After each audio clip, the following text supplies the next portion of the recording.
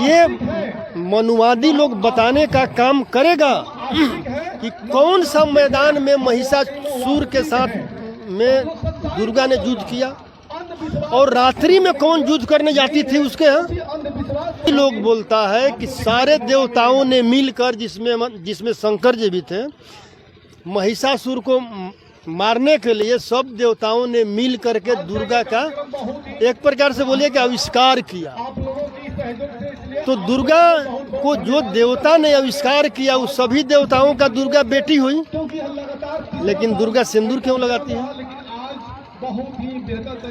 और मनुवादी कहता है कि दुर्गा शंकर भगवान की पत्नी है, जबकि शंकर भगवान ने ही आविष्कार किया। इसका मतलब कि अपने मतलब कि बेटी को ही पत्नी बनाया। देव के वंशज हैं और अमर शहीद जगदेव प्रसाद कुशवाहा का बात कभी किए हैं क्या? जमात का बात किए हैं और मैं 90% का बात करता हूँ।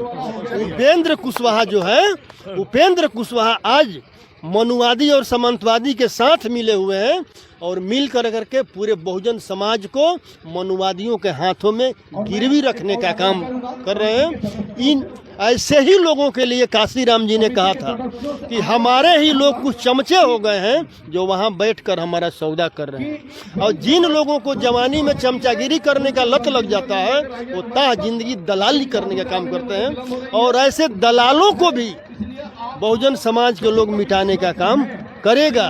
चूंकि बक्सर की धरती पर सम्राट अशोक विजयदशमी मेला महोत्सव का आयोजन बौद्ध धर्म भिक्षा समारोह का आयोजन किया गया था। देखिए हमारे साथ डेहरी ऑनसोन के विधायक जुड़े हैं, इनसे बातचीत करने का प्रयास है। क्या कहिएगा सर, इस तरह का आयोजन बक्सर की धरती पर होने लगा, क्या हमारा समाज जो बहुजन समाज कहा जाता है जागरूक हो रहा है? मनुवादी हारेगा और महिषासुर जीतेगा। बुद्ध जीतेंगे, ये ज्योतिबा राव फूले, सावित्रीबाई फूले, सम्राट अशोक, बाबा भीमराव अंबेडकर का संविधान जीतेगा और 24 के चुनाव में मनुवादी और सामंतवादी हारेगा। आप बोल रहे हैं कि महिषासुर जीतेंगे। तमाम अभी दशहरा का माहौल चल रहा है और महिषासुर को वहाँ वध किया जा रहा है। तमाम पंडालों में दिखाया जा रहा है कि महिषासुर के वध करने का काम दुर्गा कर रही है।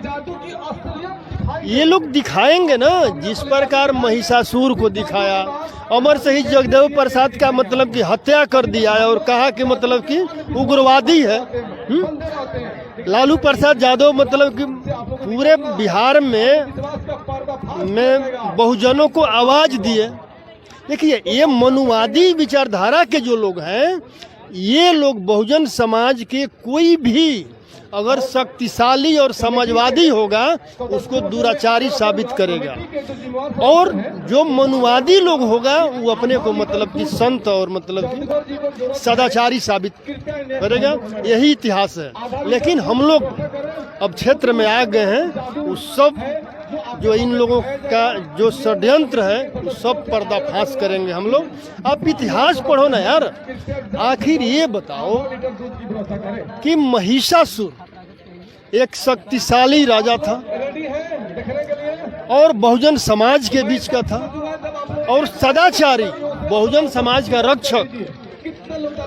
आखिर उनको मनुवादियों ने उनका दुर्गा के हाथों हत्या क्यों करवाया?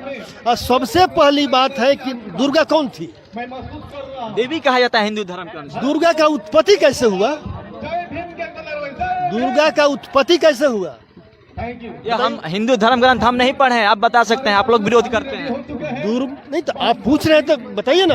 हिंदू धर्म ग्रंथ हम नहीं का उत्पत्ति लोग बोलता है कि सारे देवताओं ने मिलकर, जिसमें शंकर जी भी थे, महिषासुर को मारने के लिए सब देवताओं ने मिल करके दुर्गा का एक प्रकार से बोलिए कि आविष्कार किया। तो दुर्गा को जो देवता ने आविष्कार किया उस सभी देवताओं का दुर्गा बेटी हुई, लेकिन दुर्गा सिंदूर क्यों लगाती है? और मनुवादी कहता है कि दुर्गा शंकर भगवान की पत्नी है, जबकि शंकर भगवान ने ही आविष्कार किया। इसका मतलब कि अपने मतलब कि बेटी को ही पत्नी बनाया। ये सब मनुवादियों का षड्यंत्र है और महिषासुर को दुर्गा को हत्या करने के लिए इन लोगों ने उपयोग किया है और महिषासुर का वध नहीं हत्या हुआ है। आप बताइए ना, ये मनुवादी लोग बताने का काम करेगा कि कौन सा मैदान में महिषासुर के साथ में दुर्गा ने युद्ध किया और रात्रि में कौन युद्ध करने जाती थी उसके यहाँ। युद्ध तो महाभारत का भी युद्ध हम लोगों ने देखा है कि सूर्योदय से स्टार्ट होता था और सूर्यास्त से विराम हो जाता था। तो फिर कौन सा वो युद्ध रात्रि में मतलब हो रहा था। ये सब जो कल था वो आज भी है। आज भी आप अगर 1 नंबर चेयर पर बहुजन समाज के लोग बैठेंगे तो मनुवादी कोई ना कोई षड्यंत्र रच करके या बगल में बैठने का प्रयास करेगा या उसका हत्या करने का। आप लोग बोलते हैं 10 का शासन 9 पर नहीं चलेगा, नहीं चलेगा। अभी तो बहुजन समाज के ओबीसी के प्रधानमंत्री भी हैं, ओबीसी वर्ग से प्रधानमंत्री हैं, दलित राष्ट्रपति हैं द्रौपदी मुर्मू। ये तो शासन बहुजन समाज ही कर रहा है। ओबीसी प्रधानमंत्री आप मानते हैं, मैं तो नहीं मानता हूँ। अगर प्रधानमंत्री ओबीसी थे तो 90 में जब मंडल आयोग लागू हुआ तो उस मंडल आयोग का विरोध में जो कमंडल चला उसका संयोजक कौन था। उसका संयोजक नरेंद्र मोदी थे।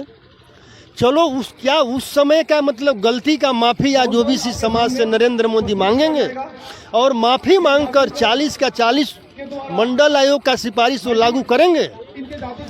उन्होंने एक ओबीसी क्या पूरे बहुजन समाज के हित में एक भी कोई कल्याणकारी योजना 9.5 वर्षों में अगर मतलब लाए हो तो बताएं। उन्होंने जितना योजना लाया सभी मनुवादियों के लिए लाया।